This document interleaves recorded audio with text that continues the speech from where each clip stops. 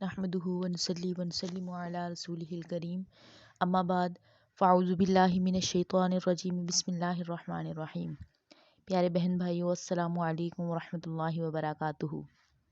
جیسا کہ آپ تھمبنیل دیکھ کے جان چکے ہوں گے کہ آج ہم کس بارے میں بات کرنے والے ہیں۔ میں آپ کو آج ایسے 2 اعمال بتاؤں گی جو انتہائی آسان اور پرتاثیر ہیں۔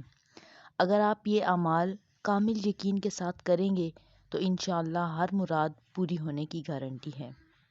ویڈیو کو آخر تک لازمی دیکھیں کیونکہ یہ دونوں عمل بہت ہی آسان ہے، لیکن دوسرا عمل نہایت ہی مختصر اور نہایت ہی آسان ہے۔ پہلا عمل جسے فرشتوں کی تسبیح کہا جاتا ہے، تسبیح الملائک یعنی فرشتوں کی تسبیح۔ روایات میں آتا ہے کہ ایک شخص حضور کریم صلی اللہ علیہ وآلہ وسلم کی خدمت میں حاضر ہوا اور عرض کی، حضور دنیا میری طرف سے پیٹھ پھیر کر چلی گئی ہے۔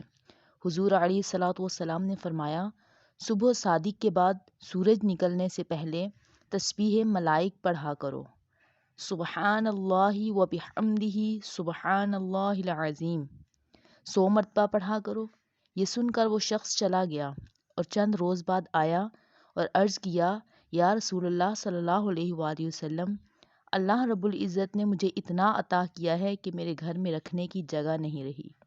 سبحان اللہ۔ تو کامل یقین کے ساتھ اگر آپ یہ عمل کریں گے تو انشاءاللہ فکر معاش سے آزاد ہو جائیں گے۔ دوسرا عمل جو آپ کو میں نے بتایا اس کے بارے میں بات کرتے ہیں۔